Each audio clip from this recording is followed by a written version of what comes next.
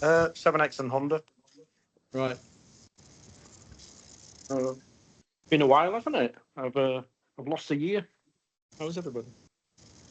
Yeah, good. There we go. Everyone's piling in now. I turn off the mic. Oh, that's Mr. Noel. Hello, Noel. Hello. Was that a comment about passing your medical, Noel? Yes, I'm allowed to fly for another year. Hoorah. Hooray! Congrats. Oh, was that Driffield? Yes. Was he okay? Oh, yeah, yeah. Good. And Is that Sibley Caldo at it? yes, that's him. Yeah. I went for medical there in 2020 when Clive Ted was told he had to self-isolate, and all of a sudden I couldn't do my medical with him. Hello, There's a Ian. bit more traffic getting there this time than there was in 2020. Yeah, I bet. I don't know where Georgina is. That for a background. I know she's on a summer holiday retreat. Only up to 9, 10, 11. 4 more, then we're done. Ready to go. Who else is to join?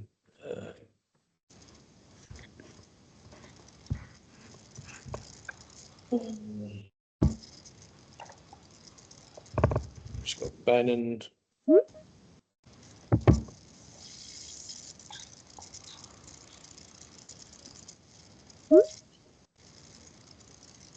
Thomas.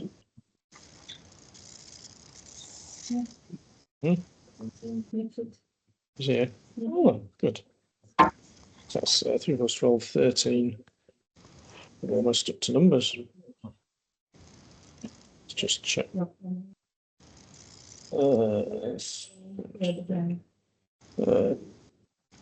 Tom's not here. No, Tom Davis. Just Ben. Ben's not here yet. Look at everyone. Should we start? Yeah. All right. We're all in. Hello, everybody. Thank you so much for making an effort for coming today. First of all, from me, who's that? Must apologise for my absence, but Emirates required that I spend 3 months training to fly a new aeroplane. So over the summer period, I just want to say thanks very much for all the hard work and efforts. It's really, you know, we've had an amazing summer again with lots of people getting taught to fly. So what else have we got here?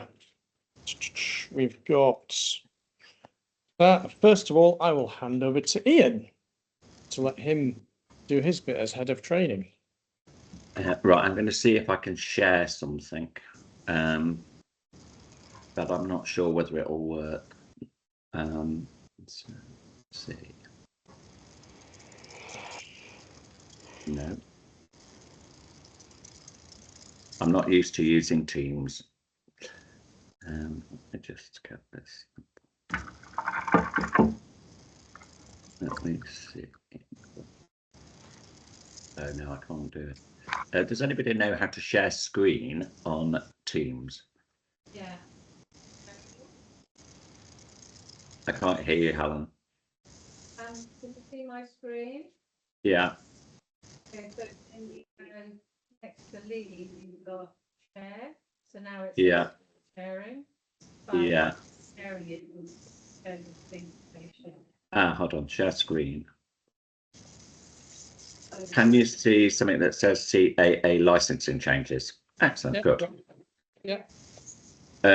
So I just thought I'd talk through what's happening from the 1st of October. So for a couple of years, the CAA have been debating at some length some changes around simplifying the whole PPL, NPPL, LAPL training in the UK, and they've got to the point of issuing some changes, which are quite complicated. So I've tried to distill them into the things that affect us only. So looking at the first thing, so some general license changes that are coming up. So the LAPL is going to be no more from the 1st of October, and that will be replaced with an NPPL. Now, as we don't really get involved in any of this, it doesn't really affect us. However, if anybody comes along who wants to upgrade a LAPL or an NPPL to a PPL, then we'll deal them as they come along, basically. The other thing that's changing is the IR restricted is reverting back to being called the IMC rating. So the IRR will disappear from the 1st of October. And the rating is now going to be valid for 24 months, not 25 months, which was always a bit of an anomaly. So it brings it in line with a single engine piston rating being valid for 2 years. So that's fairly straightforward. Then there are some changes taking place with the PPL course itself. So the current minimum of 45 hours is being reduced to 40. And ATOs will be able to offer a course which is 35 hours. Now, I'll come on to a bit of detail about our students and how long it's taking them to get to the point of passing their skills test. But I don't really think this affects us. So I'd be very surprised that anybody could pass the particularly skills test in 35 hours of training. So from the point of view of our training course, at the minute, nothing really changes in terms of the hours. The minimum of 25 hours of dual instruction is changing to dual flight instruction as required to pass the skills test. However, the 10 hours of supervised solo flight does not change at all. So everything for the solo cross country is exactly the same. So they have to do 2 landings at airfields different from one they departed from, and so on. So there's no changes to that at all. The only thing that I would add is just with FSP, can you be careful about recording things correctly for solo cross country time? So you need to complete both the total solo time and the solo cross-country field, as I've highlighted at the bottom here. This is so that the record is correct. It doesn't affect the solo time that they've done, but it records the solo cross-country time that they've done so that we know that they've done the minimum 5 hours. So in terms of where our students are at and the amount of time that it's taking them to pass, I'll explain this chart. So this is obviously since the beginning of the year, and for each of the students who have passed a PPL skills test by month, it shows you the average hours that it's taken the students to get to the point of passing the test. So if you look at May, the students that passed their skills test in May had taken an average of 107 hours to pass the skills test. Now, that does include a couple of outliers in Ethne and Matt Blyden. But overall, the average time that it's taking our students to get to the point of passing the skills test is 77. So that has come down a little bit over recent months because we've had a few people who have been able to consistently come along for 2 or 3 lessons per week. So that's brought the sort of July and August average down a little bit. So in the context of the PPL course being reduced to 40 hours and indeed a 35-hour course, we're kind of nowhere near that kind of training time. And I don't have detail on what the average for the UK is, but anecdotally, and from my experience at Raven Air, 77 hours is probably at the higher end of the average, but the UK average is probably going to be at around 60 to 65 hours for somebody to pass their skills test. So for somebody to pass in 45 hours or 40 hours, they're going to be pretty exceptional. So it doesn't really have an impact on what we're doing.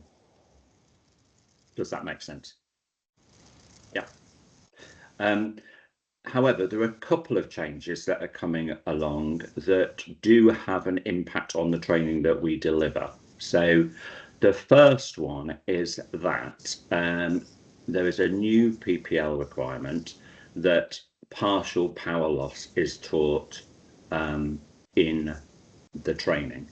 So this has come from the statistics on accidents, whereby fatal accidents and serious accidents, the statistics show that it's more likely to be a serious accident or fatal accident when the aircraft has had a partial power loss rather than a complete engine failure. So the CAA have decided that it would be a good idea to include training in the syllabus for dealing with partial power loss. And from the 1st of October, it will be included in the PPL skills test. So the purple text is taken directly from the regulatory library that says simulated emergencies in section 5 of the skills test, abnormal and emergency procedures for the PPL. This may include a simulated partial power loss at really any point during the flight. So it could be in the circuit, it could be en route, it could be approaching, coming into land. So we need to make sure that we are teaching this to people so that they are prepared should it happen in real life, but also because it potentially is going to be tested in the skills test. So currently in FSP, in the lesson exercises, in 12 and 13, which is flat risk glide approach and emergencies, it is included that students should be taught how to deal with a partial power loss. So again, that can be at any point in the circuit, not just during takeoff. So we need to start building this in, and I think we must ensure that we have covered it before people go off on their first solo flight. Then it can be incorporated into a number of exercises at any point.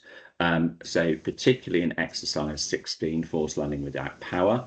So the wording in the CAA guidance is that you should discuss and practice en route partial engine failure scenarios with students.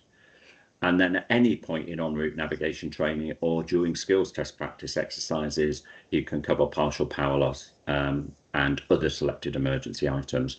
So that's a fairly big change from what we're doing, because traditionally we were always teaching forced landing with total power loss, but now we should incorporate partial power loss. I did this today with a student and basically just simulated that we'd got airborne and the RPM dropped to 1800 RPM. What are you going to do? And discuss kind of how am I going to get back to the airfield? Am I going to kind of land in a field and those kind of things? So there's lots of opportunities to be able to bring this in as you're transiting to and from the airfield. If you haven't already, I would recommend strongly that you watch this workshop from Astral Aviation Consulting, which is dedicated to teaching partial power loss. And there's also a really useful document that the Australian government published back in 2010, I think it was, which dealt with the specific subject of partial power failure in single engine aircraft. So I will put some copies of the Australian government document in the office.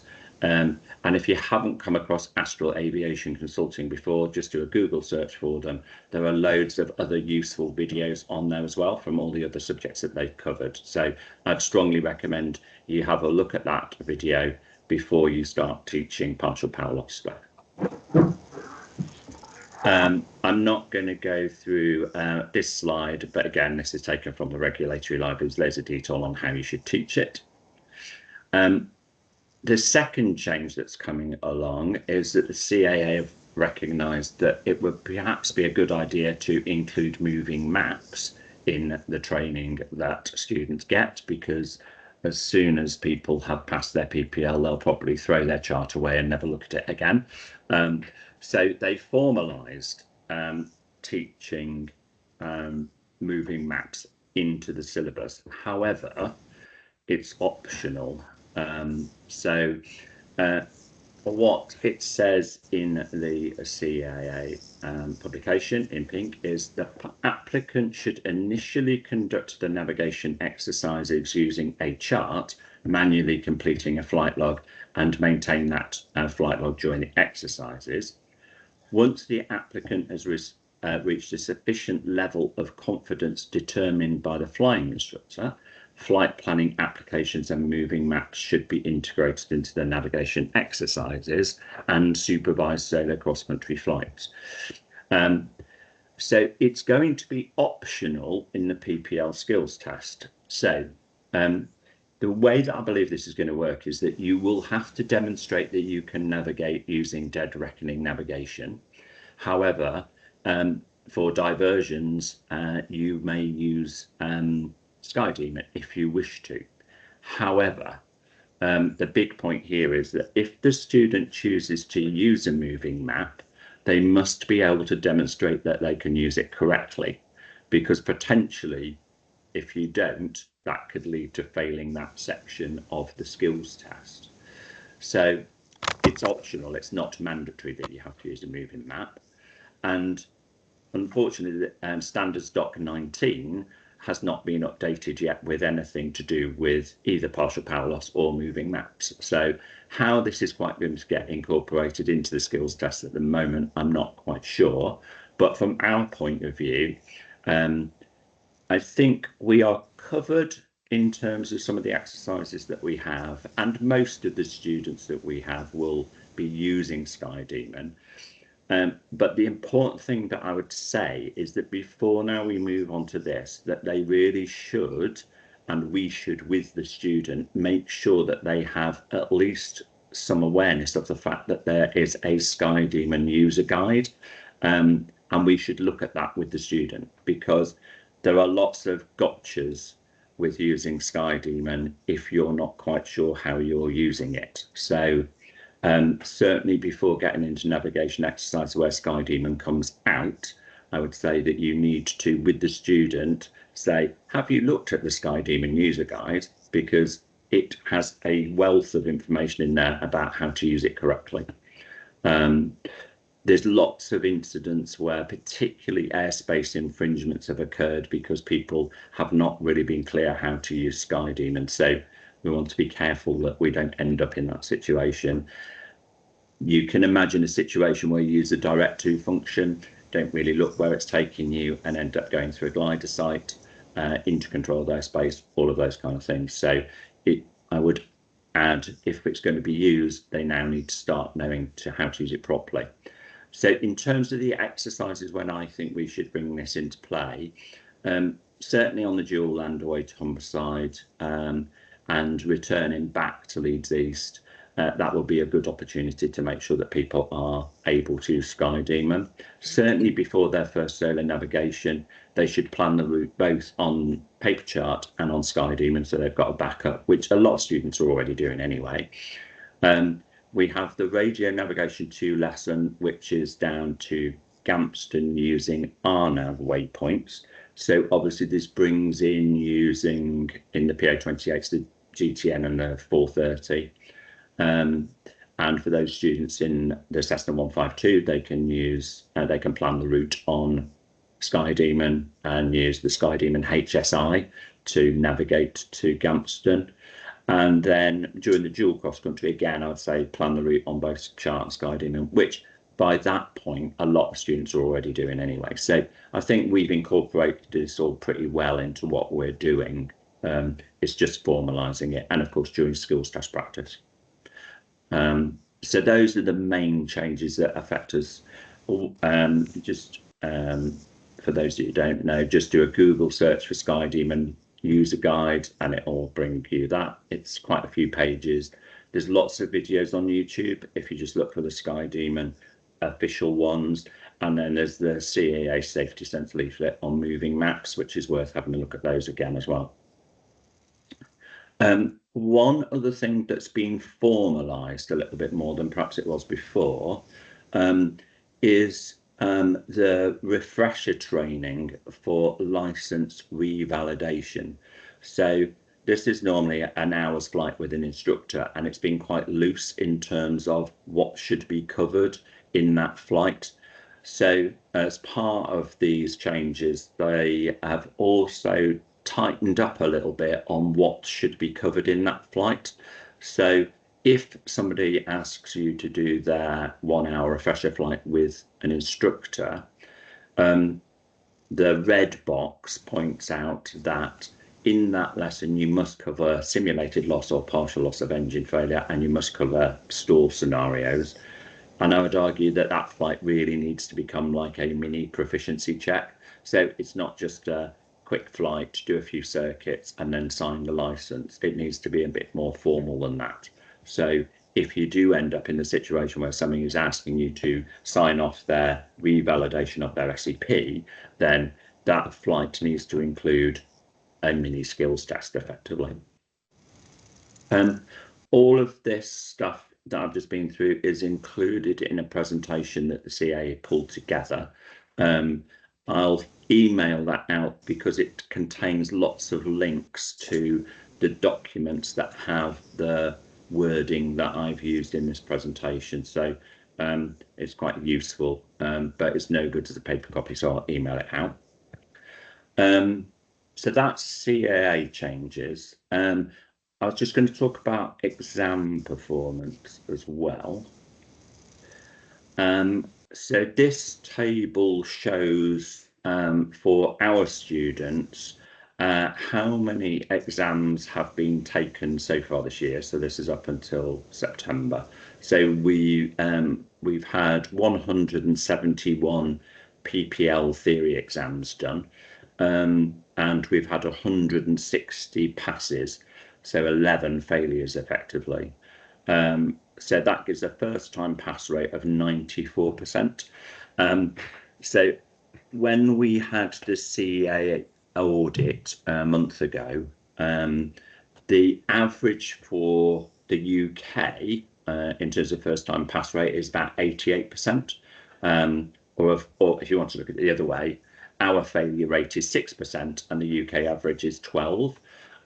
So that's a pretty good performance from our students. NAV and flight planning are the weakest results, as you'd expect, probably because they are the more applied exams rather than a memory test. So they're the more difficult ones. But it's still a really good result in terms of performance. The view is we should continue to use Easy PPL because it gives really good access to how students are doing. We should continue to be strict in terms of people can only take exams when they've demonstrated that they have been doing the course exams and achieving a good result on those. So definitely continuing with Easy PPL. The new exam schedule that pulled together in May has obviously been live now for over 6 months. So I'm considering that from the 1st of November, everybody should move on to that new schedule. So they can only progress to different stages of going solo once they've completed the exams appropriate for that section. Because we've had a 7-month transition period now. So I think it's about time that we kind of moved away from that. So that will require a little bit of just making sure that students, you check FSP to make sure their exam results are correct before they move to doing something else solo. So first solo circuit, first solo nav, and then solo cross country. But overall, I think we should be really happy with those results.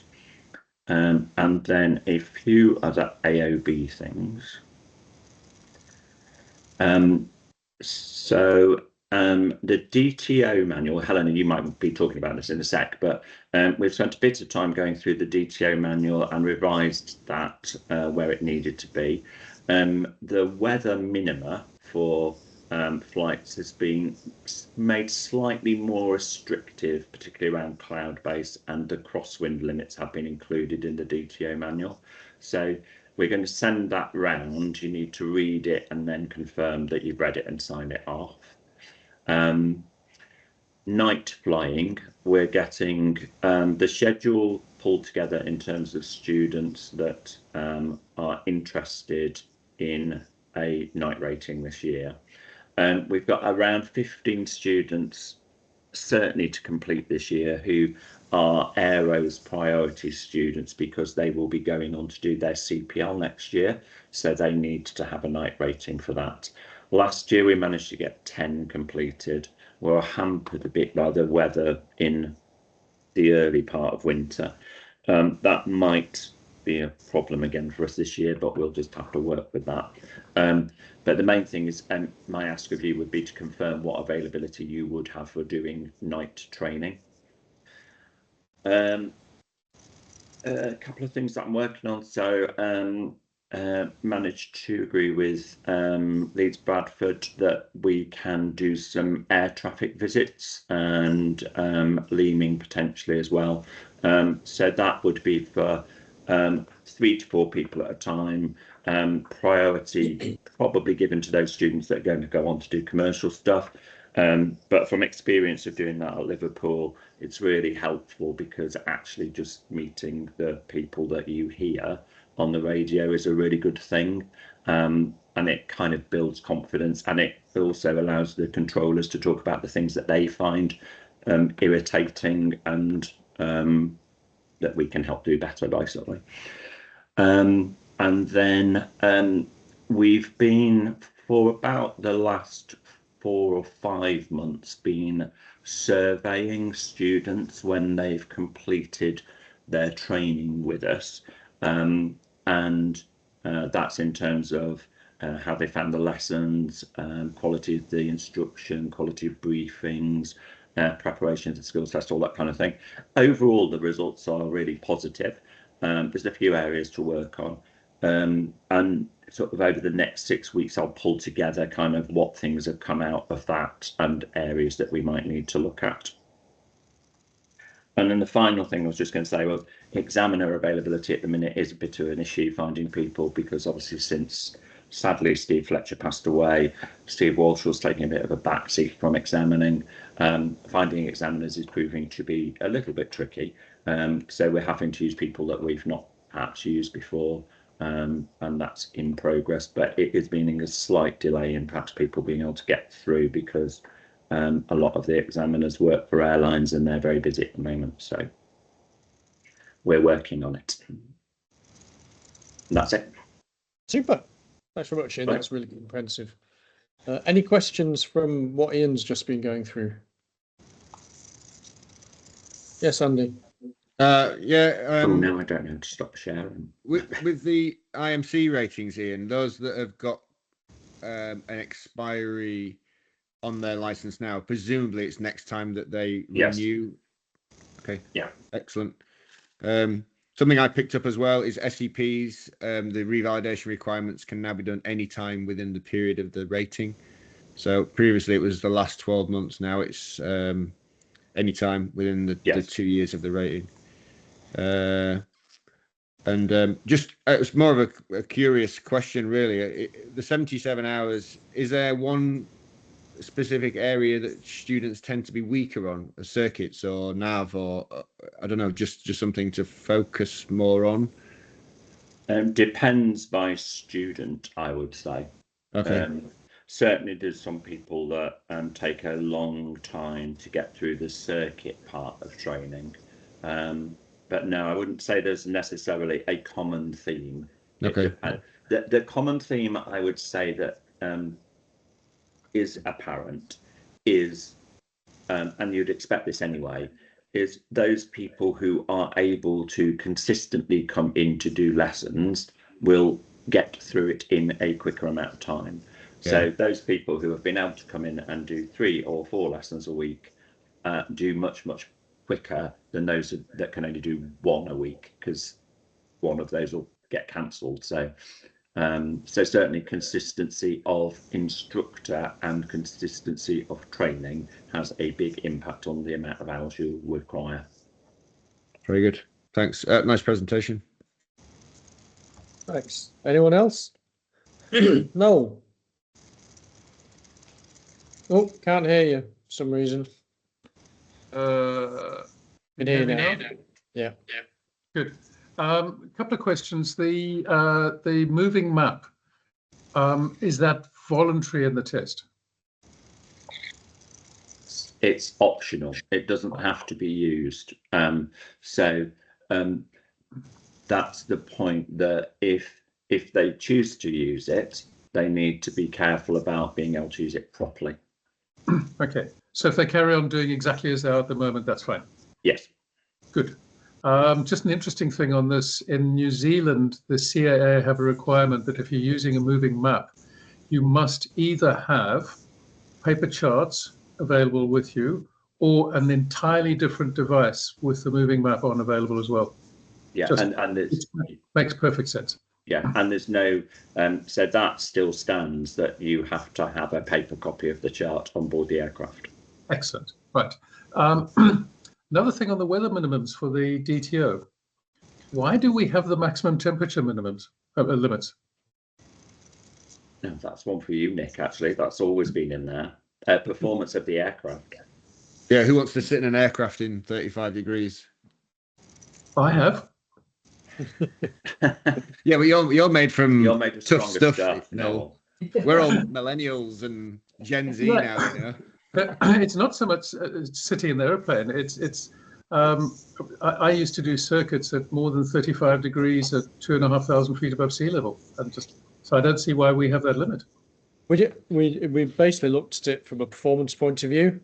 Part of it was a historic inheritance, and I think myself and Roger and that we discussed with Tom Davis as well and Andy in the past, and we just looked at it. And when we looked at the performance of the aircraft, there's certainly you get some significant limitations once you get up to those temperatures.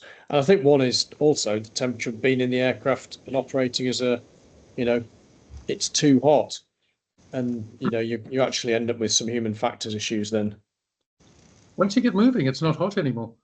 Yeah, it's just getting it. So that's why we just drew the line. And I think we probably lost 1 or 2 days this year with that.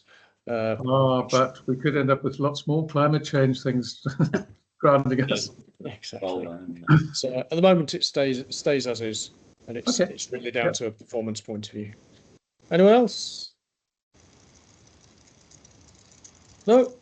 Right. Move on to Helena's bit. She's prepared for the CA audit and took John Wickenden through that. So can you just share some bits on that, H?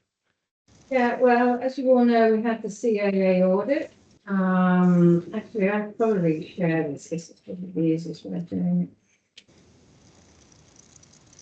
it. Which was really good.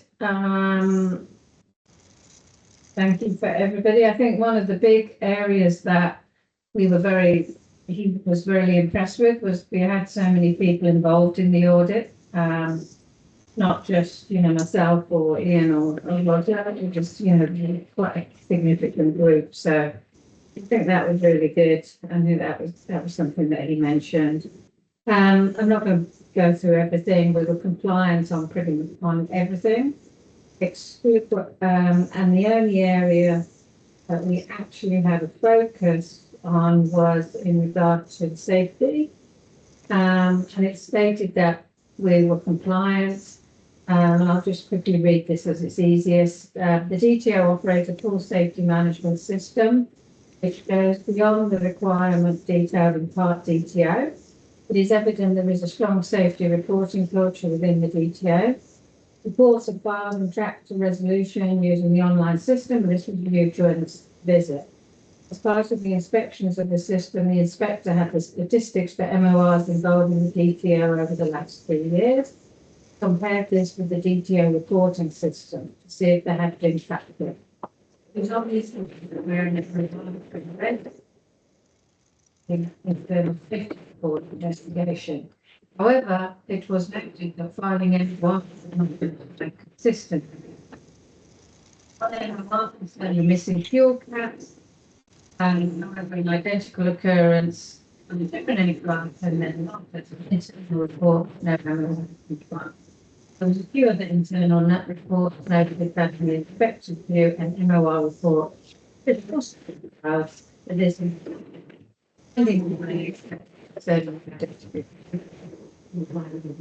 so they're very happy with that safety policy.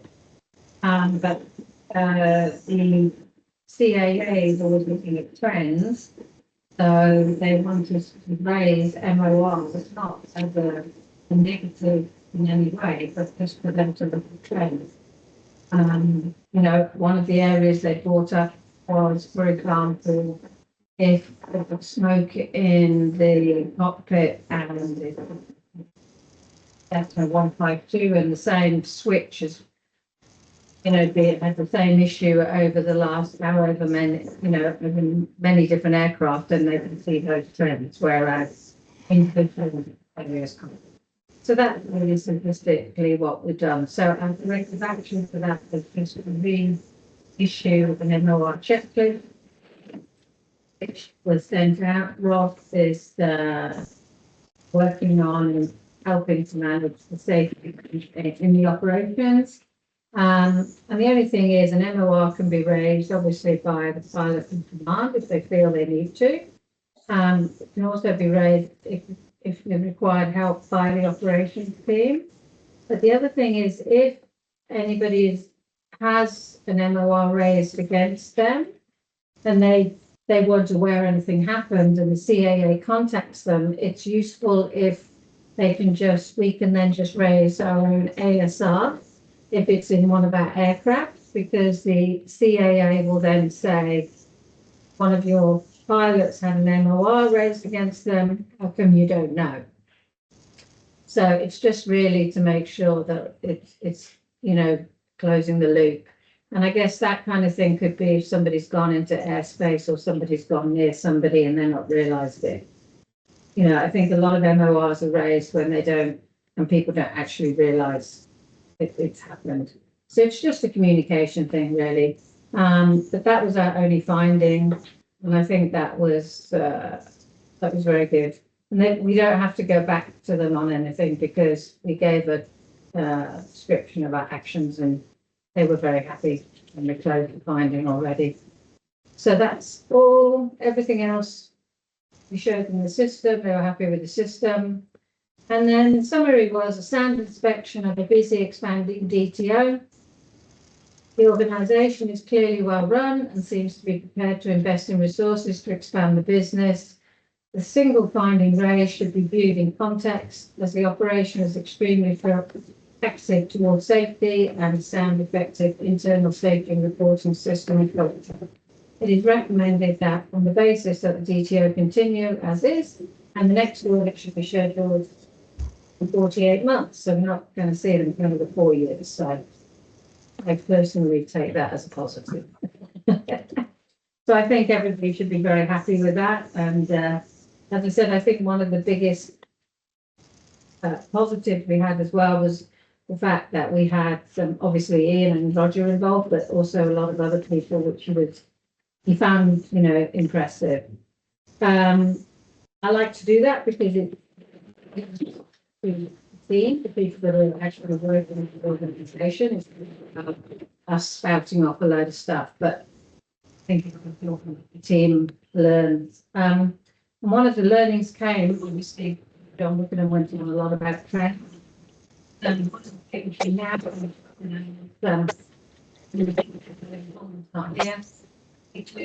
make trend analysis on the aircraft. You know, that record certain things happen and they may not be noted. So, for example, one of those trends identified that the Alpha's nav line only once a month. So, another issue with electronic, so we're able to communicate that between them. And then, unless they wish,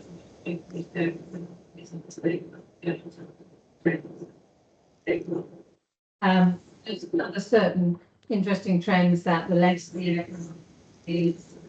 flights and maintenance issues you have, and we've now comprehensive data with regard to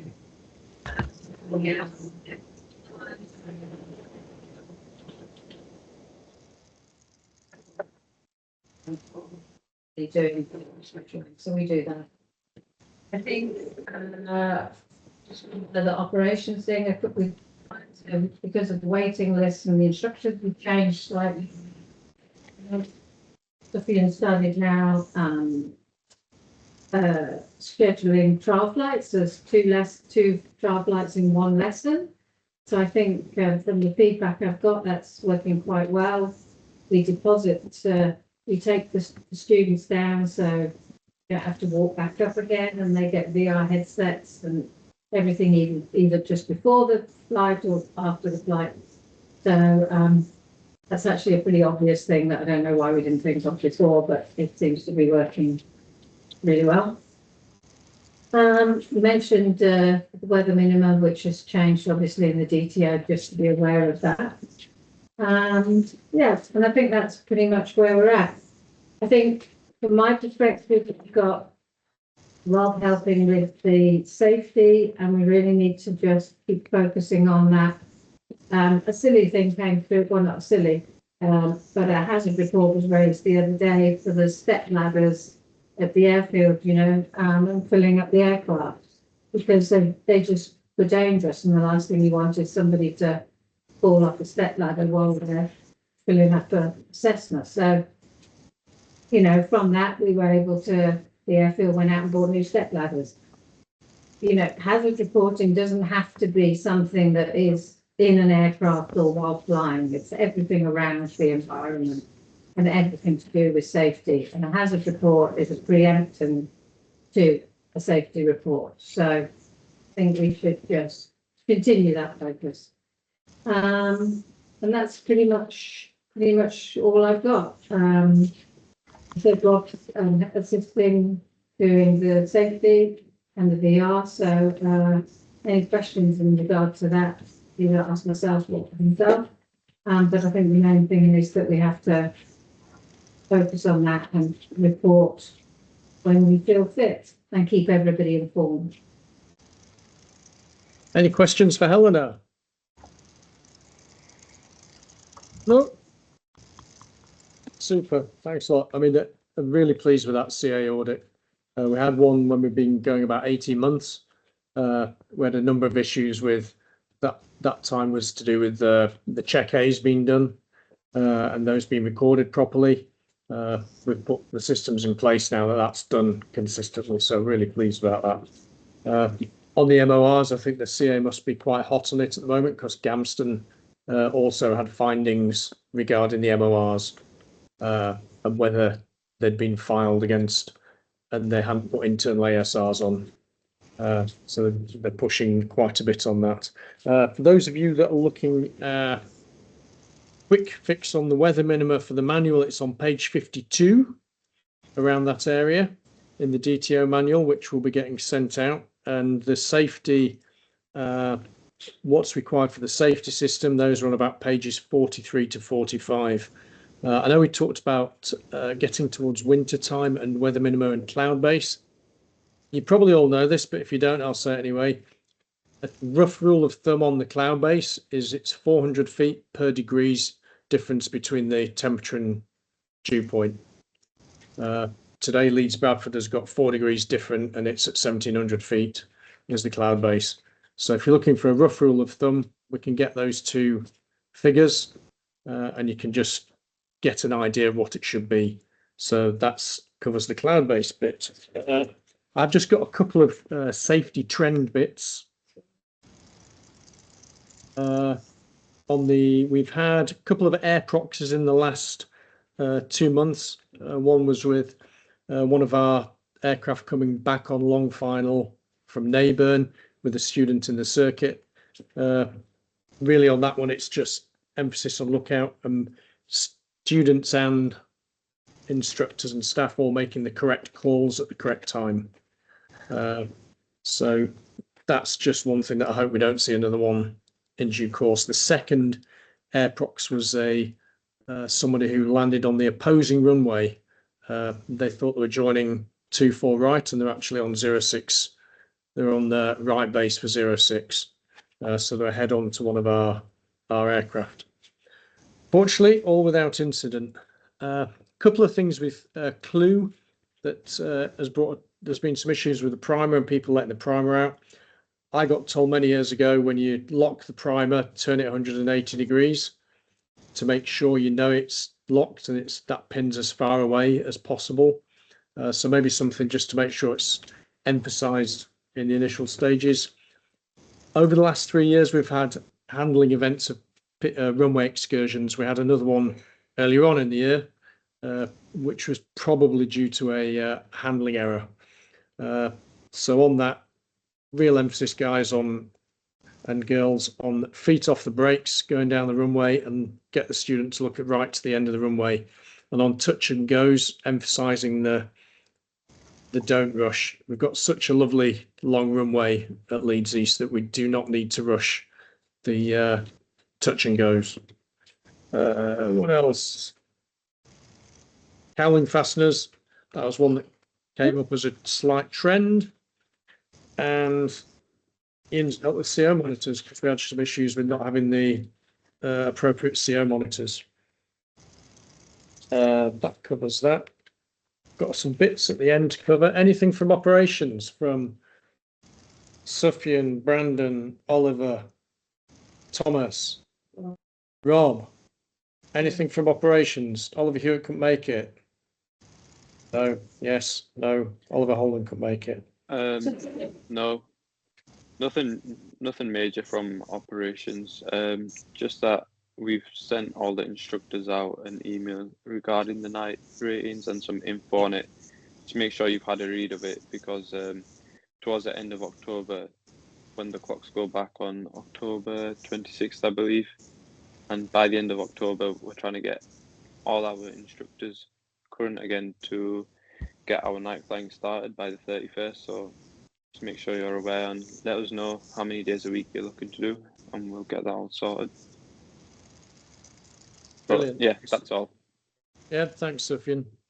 Sufyan's the main guy putting the schedule together now on the 5 days that he's in. So that's his key role.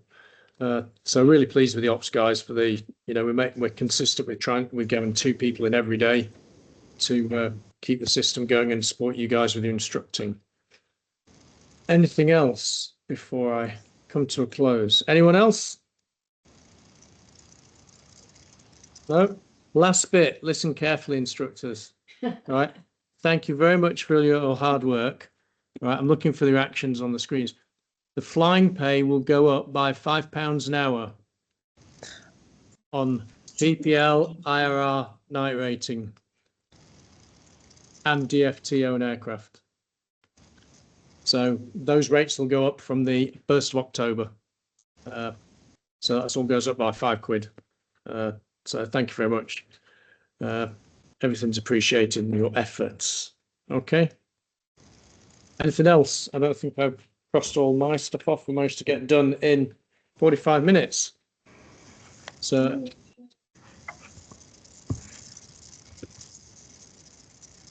oh yeah, interestingly, one of John Wickenham's observations was that most were unusual for a DTO in that most of our students are going to become commercial pilots.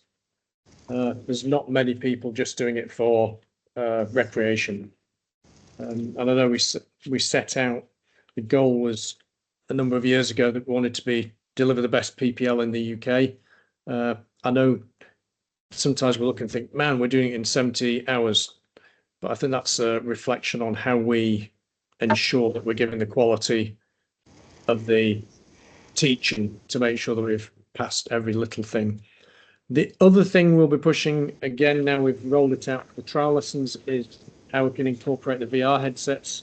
They were developed by a company that's developed software for DHL and other airlines. So probably looking at incorporating that really for the abnormals.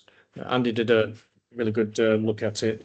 We've also got some outside help on how to develop, and it can't be used for any of the training for the PPL, as in registered training, but as a training tool to, for example, getting people to learn all of their emergency drills, then it's a definite tool, because it's got like a random, it will actually give you random emergencies, which you then have to work through from the abnormal checklist. So that's it. Amended, Robbie, you sent back and we've amended some of those things that you highlighted, Andy. So that's it. Anything else? And thanks very much for your time. For those, well, it's not applicable to you that are here, but we'll put in the notes out on the recording out on YouTube and some notes as well. All right. Thanks very much. Thanks for all joining, and have a good weekend. Cheers. See ya. Thanks. Yeah.